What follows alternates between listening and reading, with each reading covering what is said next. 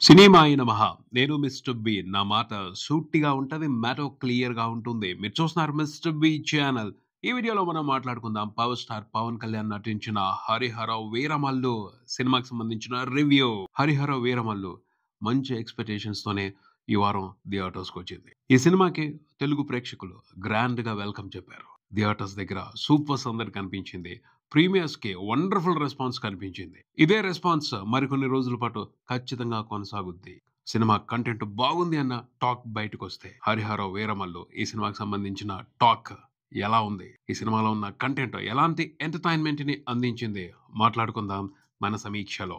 'హరిహర వీరమల్లు' ఈ సినిమా కథేమిటి అనే దానికి సంబంధించి ఒక లైన్‌లో చెప్పేసుకుందాం. కోహినూర్ కృష్ణా నది పరివాహక ప్రాంతంలో దొరికిన అత్యంత విలువైన వజ్రం. అది ఔరంగజేబ్ దగ్గర ఉంది. నెమలి సింహాసనం మీద అలంకరించబడి ఉంది. దాన్ని వెనక్కి తీసుకురావాలని ఒక ప్రయత్నం. అందుకోసం ఒక వ్యక్తిని ఎన్నుకున్నారు. కాదు, ఎంచుకున్నారు. అతను హరిహర వీరమల్లు. ఎవరతను అంటే ఒక దొంగ.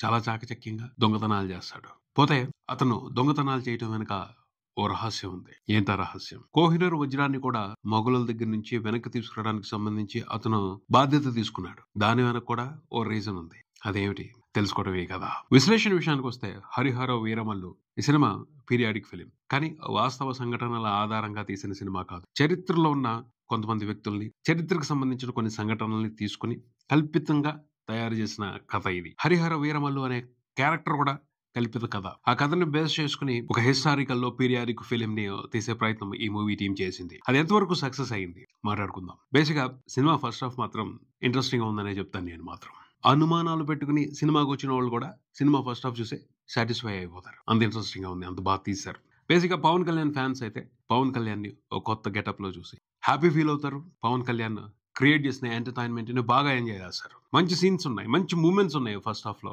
పవన్ కళ్యాణ్ ఫ్యాన్స్ ఎంజాయ్ చేయడానికి ఎలివేషన్ సీన్స్ ని ఇంట్రెస్టింగ్ గా రాశారు, ఇంట్రెస్టింగ్ గా తీశారు. అవన్నీ కూడా మంచి హైప్ ఇస్తాయి పవన్ కళ్యాణ్ ఫ్యాన్స్ కి. ఫుల్ జోష్ తో ఆ మూమెంట్స్ అన్నిటిని కూడా ఎంజాయ్ చేస్తారు. చాలా రోజులు అయిపోయింది అలాంటి స్టఫ్ చూసి పవన్ కళ్యాణ్ ఫ్యాన్స్. సో అది వాళ్ళకి ఫీస్ట్ అనే చెప్పొచ్చు. 'హరిహర వీరమల్లు' క్యారెక్టర్ లో పవన్ కళ్యాణ్ ఇన్వాల్వ్ అయ్యి యాక్ట్ చేశారని చెప్పాలి.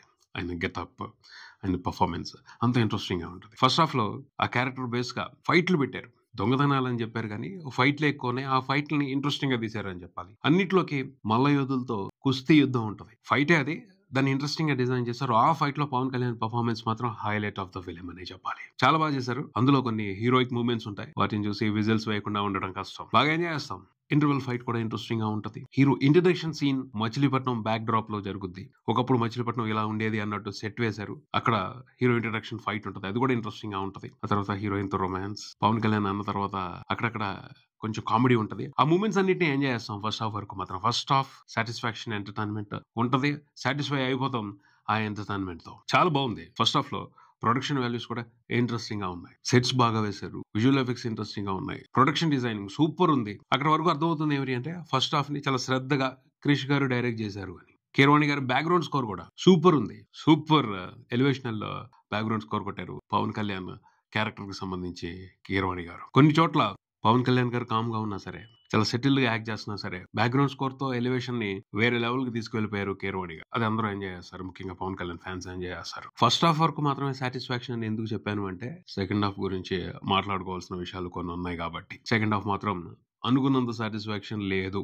మొదటి సగం చూసేసి పర్వాలేదురా బాబు, సెకండ్ హాఫ్ ఇలా ఉంటే చాలు, అంతకు మించిన హ్యాపీ ఇంకేం ఉండదు అని అనుకుంటాం. కానీ సెకండ్ హాఫ్ లో అలా జరగలేదు. కారణం ఏమిటి అంటే అక్కడి నుంచి డైరెక్టర్ మారారు. క్లియర్ గా అర్థం అవుతుంది. కథ మారింది, విజన్ మారింది, స్టైల్ మారింది, విజువల్స్ మారాయి, చాలా మారాయి. ఫస్ట్ హాఫ్ ఒక రకంగా ఉంది, సెకండ్ హాఫ్ ఇంకో రకంగా ఉంది. క్రిష్ గారి విజన్ కాదు. కథ కూడా ఫస్ట్ హాఫ్ లో ఉన్నంత ఇంట్రెస్టింగ్ గా సెకండ్ హాఫ్ లో లేదు. ఫస్ట్ హాఫ్ అంతా కూడా మంచిగా సెట్స్ వేసి చాలా గ్రాండ్ గా విజువల్స్ చూపెట్టారు. సెకండ్ హాఫ్ లో సెట్స్ లేవు. ఎక్కడికక్కడ గ్రీన్ మ్యాట్ పెట్టుకుని గ్రాఫిక్స్ తో మేనేజ్ చేసినట్టు అర్థం అవుతుంది. అది అంత ఇంట్రెస్టింగ్ గా లేదు. ఫస్ట్ హాఫ్ ఇచ్చినంత కిక్ సెకండ్ హాఫ్ ఇవ్వలేకపోయిందనే చెప్పాలి. కథకు సంబంధించి కూడా చాలా డైల్యూట్ అయిపోయింది సెకండ్ హాఫ్ లో సినిమా. సెకండ్ హాఫ్ లో కథ నడుస్తున్న విధానాన్ని బట్టి అర్థమైంది ఏమిటి అంటే డైరెక్టర్ క్రిష్ ఫస్ట్ హాఫ్ వరకు మాత్రమే కథ రాసుకుని అక్కడ వరకే తీసేసి ఆగిపోయారు అని. సెకండ్ హాఫ్ కు సంబంధించిన కథ జ్యోతికృష్ణకి ఇచ్చారో లేదో అన్న అనుమానం వచ్చింది. అక్కడి నుంచి జ్యోతికృష్ణ తన కథ తను రాసుకుని తన డైరెక్షన్ తను చేసుకున్నట్టు ఉంది. Complete non sync.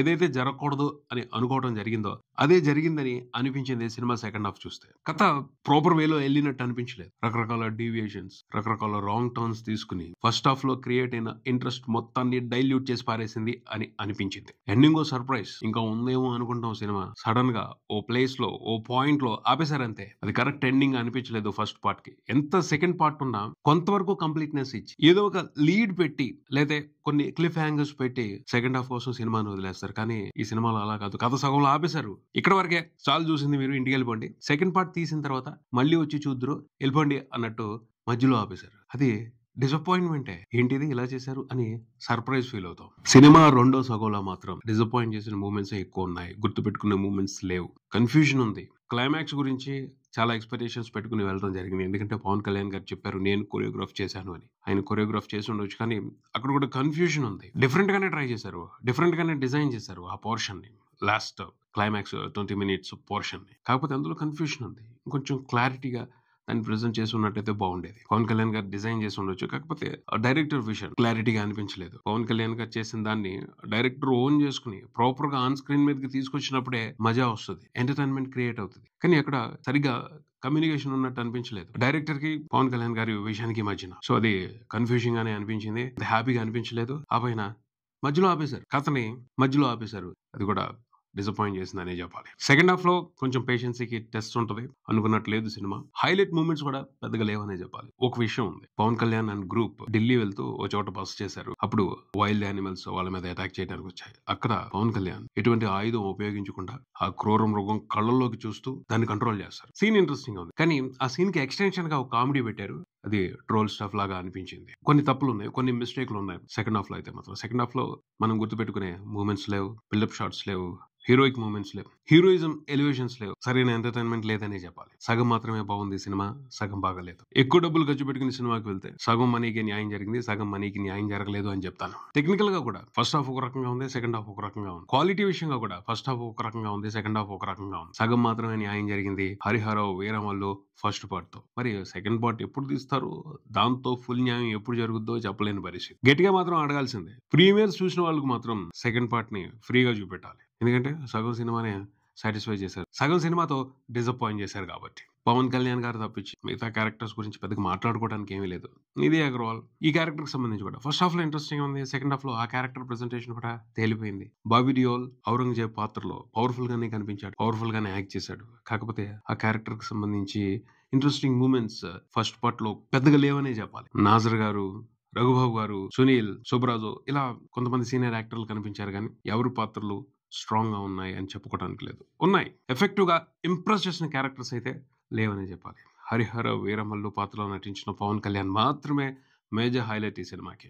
ఓవరాల్ గా హరిహర వీరమల్లు ఈ సినిమా గురించి చెప్పేది ఏమిటి అంటే, ఎక్కువ ఎక్స్పెక్టేషన్స్ పెట్టుకుని వెళ్ళొద్దు. పవన్ కళ్యాణ్ ఫ్యాన్స్ కూడా ఈ సినిమాకి సంబంధించి ఎక్కువ ఎక్స్పెక్టేషన్స్ పెట్టుకుని వెళ్ళొద్దు. మీరు ఏదైనా ఎక్స్పెక్టేషన్స్ పెట్టుకుంటే ఫస్ట్ హాఫ్ వరకు పెట్టుకోండి, హ్యాపీగా ఫీల్ అవుతారు. సెకండ్ హాఫ్ మాత్రం డిసప్పాయింట్ చేసే అవకాశాలు ఎక్కువ. ఇదే ఇక్కడికి మరో వీడియోతో మళ్ళీ కలుద్దాం. ఈ వీడియో మీకు నచ్చితే లైక్ చేయండి, మీ ఫ్రెండ్స్ తో షేర్ చేసుకోండి, మీ అభిప్రాయాన్ని కామెంట్ చేయండి, ఈ ఛానల్ ని సబ్స్క్రైబ్ చేయండి. నేను mister B, keep watching mister B channel. Thank you.